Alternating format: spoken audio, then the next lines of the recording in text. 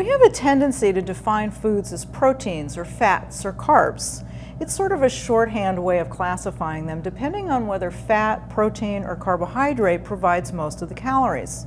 We call potatoes carbs and fish protein, but in reality very few foods are made up of only fat or carbohydrate or protein. Many in fact contain all three.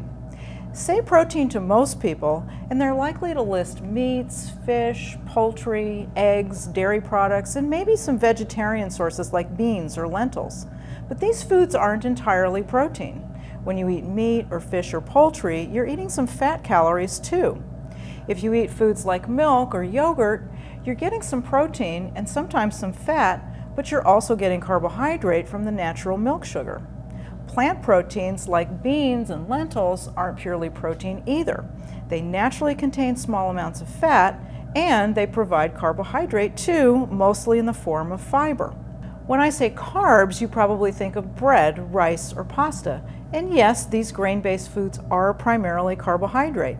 But grains, especially whole grains, naturally contain some protein and small amounts of fat too. You don't think of veggies as carbs, but most of their calories are carbohydrate calories, and vegetables also contain small amounts of fat and little bits of protein too.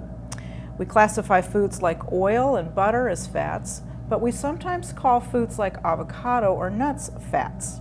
Avocado does contain quite a bit of healthy fat, but it also has carbohydrate, again mostly from fiber, and also a little bit of protein.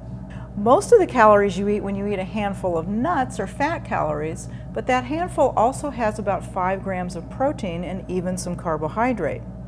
There are a few foods that don't fit the pattern.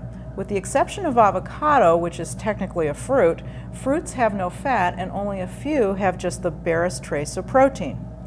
Oils are 100% fat, and plain sugars like table sugar, honey, and maple syrup are all carbohydrate.